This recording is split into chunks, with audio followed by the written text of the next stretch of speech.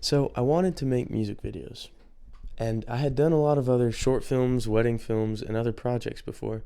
So I thought I was pretty much ready. I started talking to artists and their managers and trying to make something happen. But I quickly realized that I had never actually made a music video before, and these people just weren't taking me seriously. So I realized I had to start somewhere. So I decided to make a music video for my own song. But you might be thinking, well, how's that going to work? If you're the one playing the music and in the video, how are you going to make the music video? Let me show you how I did it.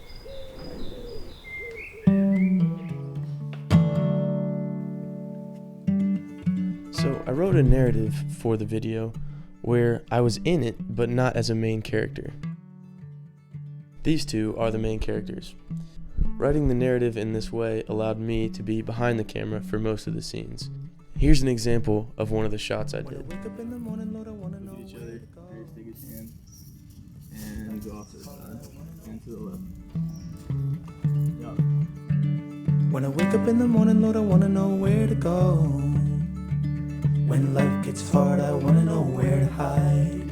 There were still a few scenes where I had to be in the video. So how did I do that? The obvious answer is I just used a tripod. But some scenes were clearly not shot on a tripod. For those scenes, my friend Jackson, who was assistant directing for this project, operated the camera, while I directed the actual shot that he was getting. This is actually more similar than you would think to how movies and TV shows are actually created. A lot of times, the director of photography, who's the main cinematographer, will not be the one actually operating the camera. There'll be what's called camera operators who will operate the cameras, while the director of photography will direct the shots that the camera operators are getting.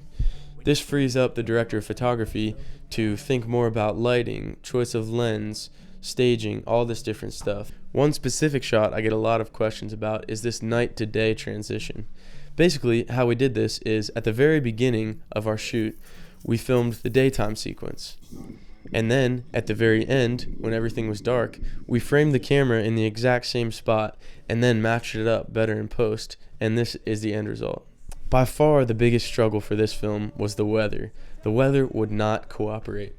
As you can tell, the sunset is a big feature of this film, so we needed a perfect sunset. But there was only one day that worked for our entire crew. A few hours before we started the film, this happened. 3 hours till we're about to start filming, and it's not looking great. I'm gonna pull the car into the garage so we can load stuff up, but it looks pretty rough. So we were praying like crazy, and on our way to the location, about 5 minutes before we had to start filming, this beautiful sunset came out. Oh my gosh!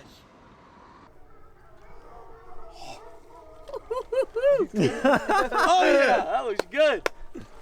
It was such an amazing moment. The sky was beautiful, but even with everything meticulously shot listed and written out, and with Jackson keeping me on track, we still ran out of time for the last couple shots, and the sky began to fade to gray. For these shots, since we couldn't reshoot, I had to composite in the sunset from previous shots into those shots. This wasn't perfect because I had no experience with anything like this, but it was a great way to salvage the footage that we had.